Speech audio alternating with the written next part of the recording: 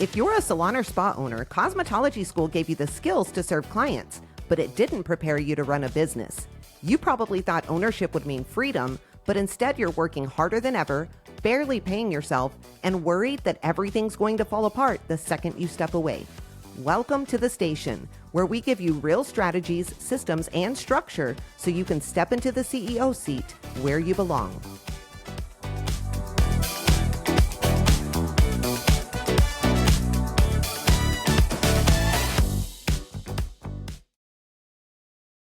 Hey friends, welcome back to the station, the podcast for salon and spa owners who want the truth about what it really takes to run this industry like a business.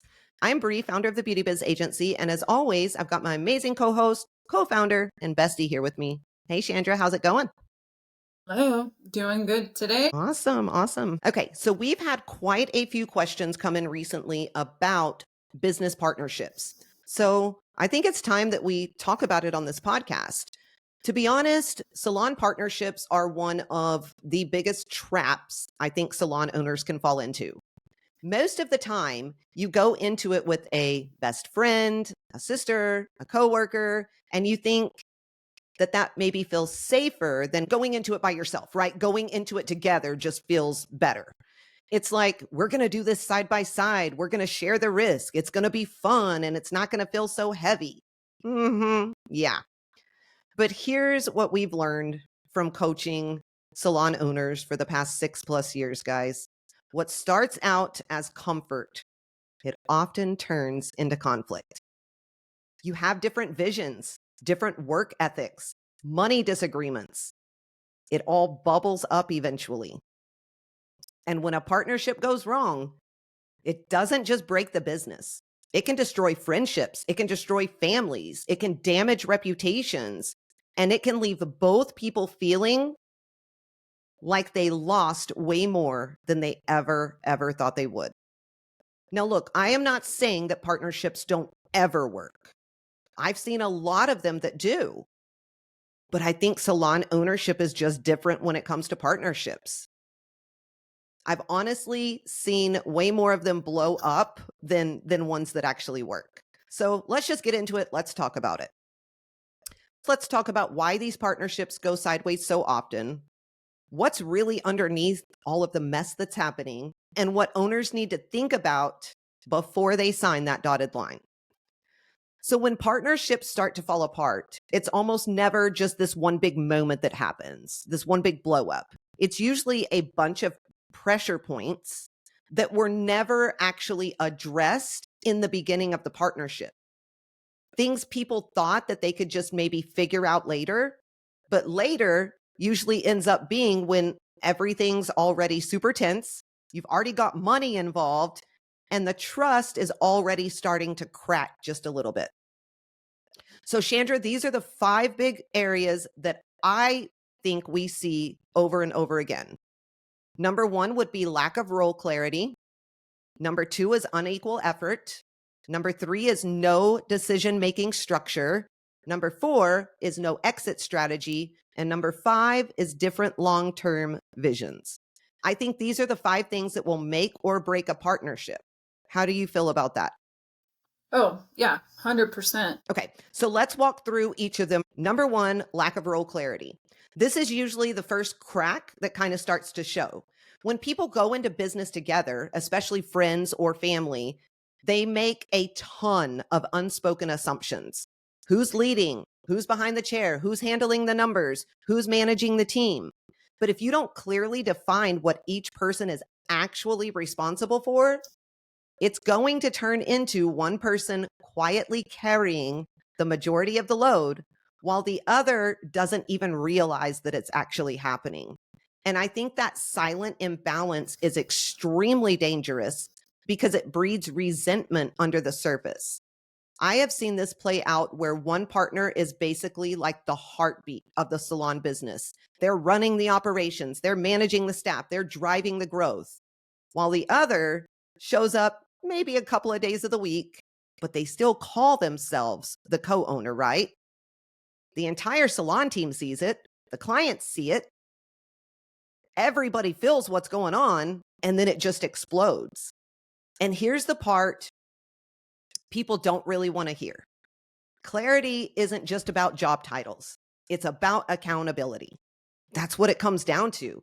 If both people are in the leader seat, then nobody is. I know that sounds bad, but it's the truth. Someone has to own the big calls. Someone has to own the execution. It's just the way that it goes. Chandra, when you're working with owners who are stuck in that muddy middle, right? Where the roles were never truly defined and that resentment is starting to build, what is the very first thing you tell them to get that clarity back on track?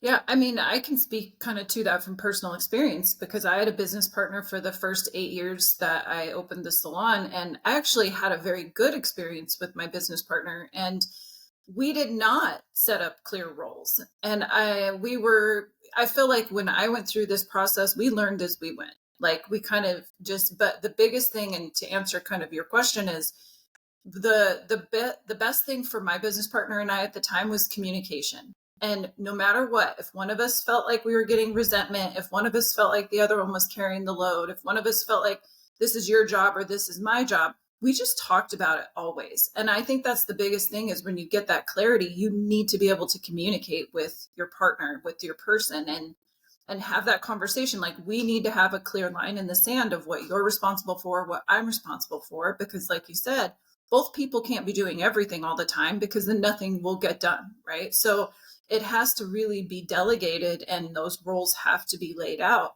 But I think that open communication in the beginning and just kind of having that conversation so that you guys can get on the same page with what those roles need to look like.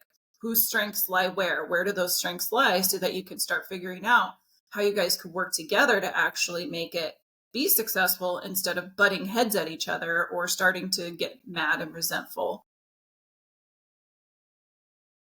Yep, 100% agree. The second one is unequal effort. This one is brutal, in my opinion, because it's usually where that trust, it really starts to break. One partner is putting in full-time work, maybe behind the chair and leading the team and handling payroll and doing all of the marketing and all of the operational pieces, right? The other kind of just drifts in and out. Maybe they work a couple of days, maybe they don't, just whatever they feel. But at the end of the month, they both expect the same paycheck, the same voice in all of the decision making, and the same level of ownership. And if you've ever been in that position, you know how fast that bitterness can grow. The other piece that people don't always think about is what your employees are actually seeing, right? When one partner is clearly carrying the weight and the other isn't, it always creates this weird dynamic in your studio. And then people pick sides, even if they don't mean to. And once that division creeps in at the top, it starts to spread like wildfire. Chandra, I know we have seen this probably more times than we can count when the workload and the energy are just completely uneven. What's one honest conversation that owners usually need to have, but they just keep pushing it off and keep avoiding? I mean, I think you have to just lay it out and be honest about it. Like if you're the one that's carrying the weight and you feel like it's all you have to talk to the other owner and tell them that. You have to, make sure that they feel where you're coming from, and vice versa. The other person might be thinking they're doing all this stuff, like I had that in my business where we did kind of have the employees starting to pit us against each other. One would go and ask one because they knew they would get a different kind of answer than from the other one. And then we'd find out they were going to both of us and trying to get different answers. And it's like mom and dad, like, or good cop, bad cop. Like, it's just one of those things that will happen. So you've got to have that open conversation with your partner and just lay it out like, hey, this is how I'm feeling. This is what's going on. I want this to work. How do we make this work? Because both parties want it to work more often than not. Right. And so it's like, you just can't, you Right. have to have the hard conversation. I think people are afraid to have it, but you have to have it. I mean, it's kind of like a marriage, right? The Mhm. partnership is. And if Yeah. you don't have open communication in your marriage, it's never going to work. And partnership in business is no different, especially in the salon industry. Number three, and this one I think is one of the sneakiest because a lot of salon owners don't even realize that it's a problem until they kind of hit that first real disagreement. And that is no decision-making structure. If there is no clear structure for who is going to make the majority of the calls, everything is going to turn into a debate. It's going to. Every decision becomes this slow, drawn out back and forth. Nothing moves quickly, and eventually one person is going to start to feel unheard. Meanwhile, the team can feel the leadership tug of war once again happening right above them. And when leadership isn't aligned, everything else in the business is going to be shaky. This isn't just about the big decisions, though. It's the everyday stuff, whether it's pricing adjustments, scheduling policies, retail strategies, team structure. If every single thing requires this negotiation of sorts, your business is going to lose momentum very, very quickly. Chandra, when you walk into a business where every decision turns into this back and forth power struggle type thing, what is your go-to strategy for helping partners get out of that stuck place and actually start moving forward in their business? I mean, I think they have to just really lay down what both of them see and expect. Like, what is your expectation? What do you see? What do you want? What do you think is the right thing? And they both need to come up with that on their own. And then they need to come together and find a middle ground, because there's always probably going to be similarities. There's always going to be ways to work out those situations, but you have to both define kind of what you want and then say, okay, together, we're going to make this happen. We're going to do it this way. This is your strength. You're going to be responsible for this. This is my strength. I'm going to be responsible for that. You have to trust each other in their decision making in those things to know, like, I trust you to lead it the way that we're talking about. You trust me to do it the way that I'm doing it. And that's really what it's about too, is because you have to have each other's back no matter what to keep those situations smooth, calm, and to get rid of that power struggle and that decision making. Oh, I couldn't have said it any better. I think that is 100% accurate and so, so important. And then if things don't work out the way that they should, then you can have a conversation, right? Okay, so next time maybe we try this or do that or whatever it is. But yes, I mean, I just take our business, for instance, the Beauty Biz Agency. We work in a very different way. Yes, it's not a salon, but we have to trust each other completely, because there are times where you can't get a hold of me and you got to make a call. I trust that you're going to do the right thing. I trust you. Even if it flops, I support you, I back you, I trust you, and we figure it out, right? And vice versa. Number 4, and I think almost nobody wants to talk about this in the beginning of a partnership, but it's important to think about, and that's having no exit strategy. It feels uncomfortable. It feels negative, and everybody is like caught up in this excitement of building something together. But if we're being honest, if you skip this conversation, it's really one of the biggest mistakes you can make. Here's the reality. If you are going into a partnership, you have to be prepared to be in it for the long haul. Like, that's where your mentality has to be, right? I'm talking years, not a season, not a chapter, not until something shinier or better comes along. You've got to be in it. If one person has a sliver of the I might want out soon, that should be a massive red flag to you. And that's why it's important to talk about. You can't sign up for something like a business partnership lightly, because if you walk away early, it's not just a personal decision. It leaves the other person holding absolutely everything: the responsibility, the stress, the clients, the team, the financial weight. And that is not fair. And it's not being a good leader nor a good person, in my opinion. I think that's why exit conversations should be about if, when, and how far down the road that would realistically be as well. If you're committing to building something together, it has to be with a shared understanding that you're both in it for years and years and years to come.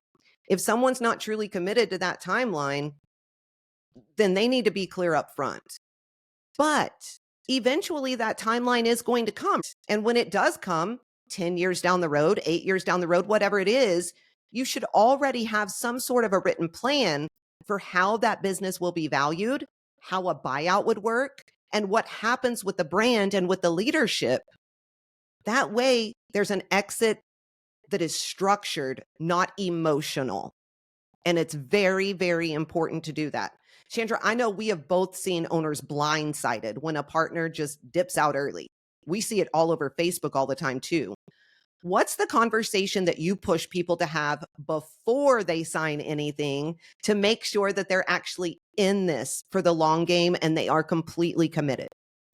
Yeah, I mean, that's kind of like what happened to me. I wouldn't say, I mean, we worked it out fine, but I was blindsided in a way because my partner went through some life changes and she just, she had to make a change and it wasn't her plan in the beginning. So we didn't have an exit strategy. We didn't have a plan for this. We just figured, man, we're all here. We're going to be here forever and it is what it is. And so I think, going through that process and really figuring it out along the way, going forward, I would tell owners, you definitely need to have that conversation because even if you guys are both thinking we're in this forever, life happens, right? Sometimes things happen in people's lives and they have to make a change or something, whatever could happen, right? So you need to have that plan in place and start looking at those things, kind of what you said, like, okay, if for some reason you're not going to do this anymore, what do we do? Do we sell the business? Do I go on by myself? Do I find another partner? Like, what does that look like for you? And what do the financials look like? How does the money going to go? Are you going to pay somebody to buy them out? Are you going to,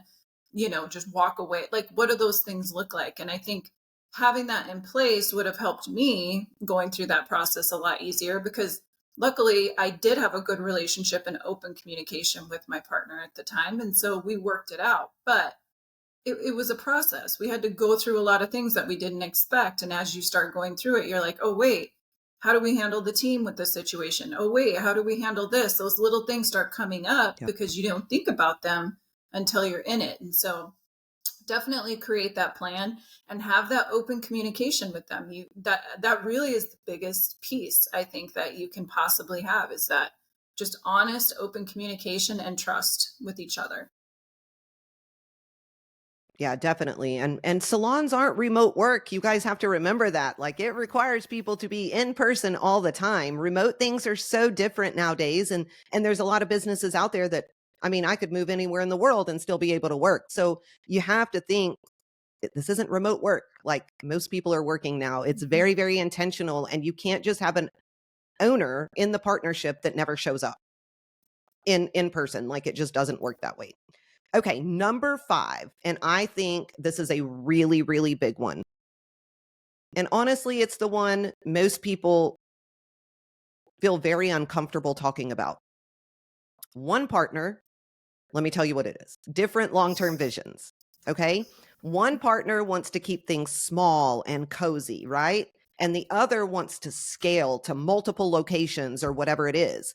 One wants luxury and very, very slow growth. And the other wants volume and fast expansion. Those are night and day different. Two totally different businesses. And if you try to build both of those at the same time, what you actually build is complete chaos. And once again, another power struggle. It's going to show up in your branding, in your pricing, in your hiring, in how the business grows or how it doesn't grow. It shows up in all the ways. What's even trickier is that sometimes people think they have the same vision, but they never actually sat down and defined what that actually means in practice. So they hit a wall like a few years into it when their goals start to just clash and collide. Chandra, when you're coaching two owners who clearly want very different things, but haven't been willing to maybe admit it out loud, how do you help them get real about whether they're actually building the same business or not? Yeah, I think it's about getting them to sit down and discover their why, which we talk about a lot, like really finding out like why do you want this? And then what is it you see for your long-term vision? And I think just coaching them through that communication piece, because even if you don't want to have the conversation, because who knows, maybe they want to start this business and they think they'll change the mind of the other owner, or, they think that they're going to have more control over it or different things like that. But guess what? Your business partner's thinking the exact same thing, right? Like they're thinking they'll make it happen this way, or they're going to do this, right? But it might be different vision. And so I think really defining your why, nailing down your vision, And then kind of like with the decisions, like coming together and really defining like, okay, do we actually want the same thing? Maybe we shouldn't be moving forward with this if we're both going to be on different pages, because it won't work. Somebody's going to get upset, somebody's going to get resentful, somebody's going to get frustrated, and then it will end badly, right? And so everything just comes down to that communication piece, making sure that you know what you want and making sure that you guys are on the same page. I think is the biggest part of coaching them through that situation. Totally agree. Totally agree. And I think something that everybody needs to realize is partnerships are partnerships. I said it earlier, it's kind of like a marriage. You're going to have disagreements. You're going to have times where you don't feel comfortable telling your partner things, but you have to do it and you have to push through it and you have to get through it. You're committed. You committed to something. And so you need to make sure that you're doing all of these things, even if you haven't signed on the dotted line yet. You've got to get through it. I mean, Chandra and I have been through things before together, but we always communicate about it. Even if I have to pull it out of her, we always communicate about it, right? Like we do. And it's a beautiful thing because I know regardless of what happens, I can depend on Chandra 100% without question for anything that I ever need. And I think one of the beautiful things about that is we built a partnership and then a friendship, which is really, really cool because it kind of built the opposite of what most people do. So when you look at all 5 of these, the lack of role clarity, unequal effort, no decision structure, no exit plan, and different visions, it's not hard to see why partnerships fall apart so often. It's not always because one person doesn't care. Most of the time, it's because people have skipped the hard conversations because everything just felt good, right? Partnerships aren't just about liking each other or trusting each other. It's a lot more than that. They're about structure. They're about leadership. They're about having the guts to say what you need to say and have those hard conversations early on. If you don't, those same exact conversations, they're going to happen later on.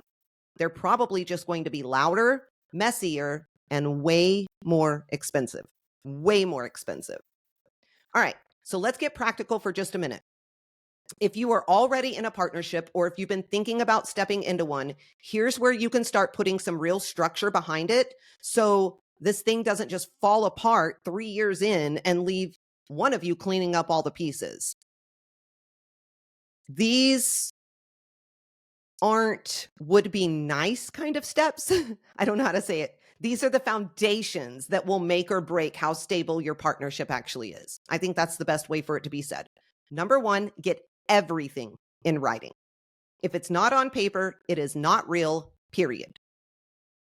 You have to have a clearly written operating agreement that lays out everything: roles, responsibilities, ownership percentages, profit distribution. What happens when you disagree? What happens if somebody wants out? And what happens if someone stops showing up? Most people sign an LLC or a partnership agreement and they think that that's enough. It's not. That's just the legal shell of it all. You need something that covers what this partnership is actually going to look like in practice. You need a contract, right? And I'm just going to say it. If someone doesn't want to sign something that is detailed or they want to just trust each other in the process, do not freaking do it. Chandra, when we are talking to people who are nervous about having these types of conversations, like in-depth ones about the contracts and all of that, because they don't want to make it awkward with a friend or a family member or whatever it is, what is the mindset shift that you can kind of help them make so that they move forward in the way that they need to move? Yeah, I mean, at the end of the day, even in this situation, we talk about it all the time. You have to take the emotional part of it out, right? Like it is a business. This is a business you're building. This is a business you're looking at doing with someone else who's also part of this business. And so you have to kind of set those feelings aside and have that hard conversation, shift your mindset. Like this is a business. We're growing this together. We're building this together. We need to make sure we just cover all our bases and that we're good. Like it's not like you're accusing them of doing something ahead of time. And I think that's what people automatically think. Like it's like a prenup, like, oh, you're accusing me of doing this ahead of time. And it's like, no, we just need to have our legal things and our our stuff spelled out so that we know exactly how to proceed forward and make it be a successful business, which is what you guys both want. And so it's just having that mindset shift to just realize that. Because if you're emotional and afraid to have a conversation about a contract, I mean, that's the least of the things you're going to have to deal with once you get into business ownership. So that should tell you right there that maybe there's not a good idea if you're afraid of that. So start with that conversation first. And if you can get through that one, then maybe the rest of it will, will be easier. Yep. Okay, number 2 is define the seats at the table. Every partnership has to have clear seats, right? Someone is going to be the CEO, someone may deal with the finances, whatever it is, you have to divide those hats clearly. What you can't have is both people trying to sit in the same exact seat and call the shots at the same time. It does not work. That's where you end up fighting over who's driving the car, right? It doesn't matter if your skill sets overlap. You still have to decide who is responsible for what. Think of it like lanes on a highway. If you both try to drive in the same lane, you're going to crash. That's exactly what happens in a business partnership. Chandra, what is a go-to question that you would have for helping salon owners figure out who belongs in what seat when they both want to be in charge? I hate it. I hate people thinking that they have to be in charge. That is not what business ownership is about. Not successful business ownership, anyway. Sorry, didn't mean to cut you off Yeah. there, but No, I mean, I think you have to look at it just that it's a partnership. It's a partnership. So you both are going to be responsible for certain things. So I think really just finding those strengths first. Find out what are your strengths. What are, like when I was, with my business partner in the beginning, I like numbers. I like analytical stuff. I like doing QuickBooks. She was like anti all those things. She didn't want to deal with it. And so she's like, I'll go talk to people and do the marketing. And I'm like, great, because I hate doing that part. Right. So we worked out like our skill set. There was a couple things that we both wanted to be part of, right? Like we had a boutique, and so it was like in the beginning, I wanted to be the one to pick all the stuff, but then she wanted to be the one to pick all the stuff. And like, that's a stupid thing. But at the end of the day, like it was causing problems, because both of us didn't like what the other person was picking and we wanted to be in charge. And so you have to just define everything in the sand. Like, you know what? You do this, you handle this. I'm here to support you. If you need help, I'm here, but this is mainly your thing. And so whether, you guys both want to do the same things or not, you have to define what your skill sets are and what separates you from those things. yeah, and I think that leads us into number 3, build a real decision-making process. This part right here is going to save you so many freaking fights. You have to decide how those decisions are going to get made. Is it 50-50? Do you have a tie-breaking process? If you are 50-50, does one person have a final say in certain areas and another person in the other, right? If you do not map that out ahead of time, every disagreement is going to turn into that standoff that we were talking about. And those standoffs are what is going to build tension and build it really, really fast. You have to have a clear way to say, this is how we're going to handle disagreements so you can move forward without blowing everything up every time that you don't see eye to eye. It's so important. Number 4 is set performance and contribution expectations. Partnerships, they fall apart when effort is lopsided. They do. So you have to define what that contribution is going to look like. How many days is somebody going to be behind the chair? Who's handling that marketing? Who's leading the team meetings? Who's handling all of the money info? And just as important, what happens if somebody stops holding up their end? It's not about micromanaging your partner. It's about setting the standard clearly so there is no room for that hidden resentment to grow. If you both know exactly what's expected, then when somebody falls short, it's not personal. It's very, very clear, and you have a conversation about it. Chandra, when you walk into a partnership where effort is uneven, we talked about this earlier, and it's already gotten kind of tense behind the scenes, what is the conversation, or how should one of the partners start the conversation to shift everything, to get it moving again? Yeah, I mean, I think just starting with like, hey, this is what's been going on. This is how I'm feeling. Like just be open and honest with them and let them know. And I think let's define exactly how this needs to look. If we have to make a change to something or if we have to do something different, let's figure it out because we don't want to be butting heads and resenting each other down the road. So I think it's really just having that straight conversation with where your view is, because even like when you're dealing with employees, having a partnership is the same thing. Like one person always sees things one way and one person sees things another way, and somewhere in the middle there has to be an answer. There has to be, a place that you can come to common ground. So I think just having that conversation, you might be seeing something completely different than what they are, and vice versa. So if you don't talk about it, if you don't just bring it up, again, it's going to fester, you're going to have issues, and it's going to eventually cause some big problems. So I think you can, if you trust your partner, if you have a good partnership, then you should be able to talk about it. Yeah, I think you brought up a great example. I think a way to start that conversation is the same way you would start the conversation with an employee who you're fixing to have a one-on-one with. And you just have to speak from the heart when it comes to things. You have to speak from the heart. Emotions out, but speak from your heart and say how it truly is. Number 5 is commit to a long-term timeline and create that exit strategy. Gotta have it. At the end of the day, a partnership, it is not just about trust or good vibes. It's not.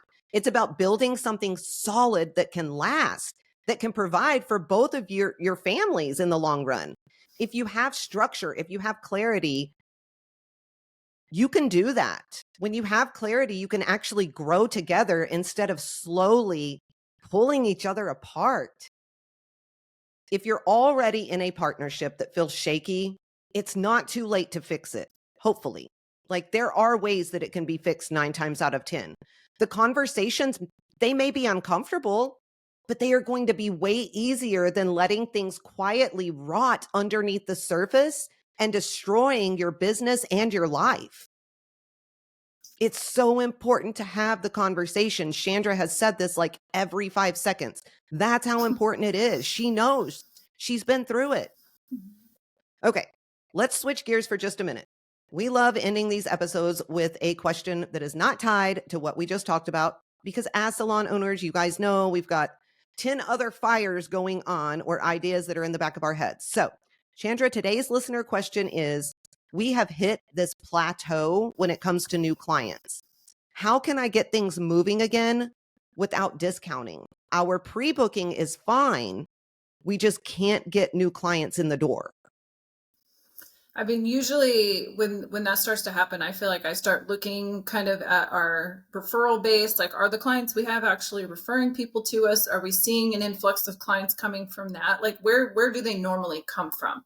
And kind of try to pinpoint, like, are they coming from Google? Maybe we need to up our Google presence. Are they coming from social media? Maybe we need to up our social media presence, or maybe that organic marketing just inside of the business with like email blasts and connecting to your loyal clients first, because I think that's where you're going to get a lot more referrals, especially good referrals that are actually going to be part of the business and stay. Right. And maybe look at what's going on in the business. If your existing retention is really high, maybe something's gone stagnant and people aren't coming to see you. Like, it happens. We see it all the time where salons, all of a sudden their reputation dips a little bit or something like that. And so just kind of pay attention to those things, I think. But I think social media is a great place to start, really amping up your branding on there and not discounting, just letting people know you're here, letting people know what you do, what you're good at, why you guys are amazing. And that will start to hopefully bring in, some new business. Yeah, definitely get your team involved in that social media marketing and networking and doing of all the things. Like, it's important for them to be involved. And so you need to get them involved. Model calls work fantastically and not in the way that everybody thinks with this free crap. That's not what it's about, right? It's also not about building a ton of profit immediately either. It's about just getting people in the door, covering your cost, and doing the things that you need to do. I know you don't want to discount things, but there are times where that just has to happen. Like, you have to start getting people in to build the people that you have. So I think the social media idea is a great way to go. Get that team involved. Very, very, very important. Couldn't have said it better, Chandra. Great job. Good. Look, guys, when it comes to partnerships, here's the truth. This is not something that you should ever enter into lightly. It's not a cute little handshake deal. It's not about liking someone or thinking that this is fun and games. It's about structure. It's about leadership. It's about building something solid that is not going to crack the second that things get hard. If you don't have these hard conversations, if you don't do the things that we told you to do, things are going to happen. It's going to cause a lot of damage. It's going to cause a lot of resentment. And it's going to happen when there is a whole lot more at stake if you don't do it early on. If you're already in a partnership that feels somewhat shaky, you can fix it. Clarity fixes a lot of what emotion messes up. That is just the honest truth. It's not going to be comfortable, but leadership isn't. I don't think leadership is ever comfortable. If you're out there and you want support building out the systems, the agreements, the structure that actually protects your business, head to www.thebeautybizagency.com. On our website, you will find free tools, a ton of different resources, coaching options. I mean, we've got all kinds of stuff so that you can build the kind of business that doesn't fall apart at the first sign of pressure, regardless of what type of pressure that is. If this episode spoke to you or it helped you, please share it with another salon owner who needs it. And don't forget to leave us that 5-star review. We appreciate it, and it helps us so very much. Also, make sure that you are subscribed so you never miss out on what we have coming up next. Chandra, how can everybody out there listening keep up with everything we've got going on at the Beauty Biz Agency? Yeah, follow us on social media at the Beauty Biz Agency on Facebook and Instagram, or the Beauty Biz Mentors on TikTok. And follow or check out our Facebook Live. We're on Facebook and YouTube the first Monday of every month at 6 p.m. Central Time. We'd love to see you there and answer any questions you have on the air. So stay in touch. Absolutely. All right, guys, until next time, tighten those contracts. They need to be stellar. Trust your instincts and never gamble your business on a handshake. Just don't do it. That's what we've got for you. Now go out there, make bank, run the show, and ditch that chair. And as always, keep slaying those business goals with a whole lot of swagger.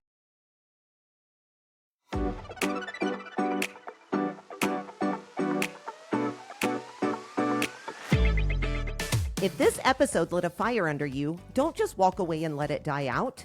Deep down, you already know where you want your business and your life to go. And the truth is, the only thing standing between where you are and where you want to be is a real plan to get you there. That's exactly what we help you build. So if you're ready to stop trying to figure it out on your own, head to thebeautybizagency.com and book your free strategy call. That call can give you the clarity that you've been needing and a real plan to move your business forward. Because at the end of the day, the only thing standing between you and the salon business you've been dreaming about is whether or not you're willing to take the action and the steps in order to build it.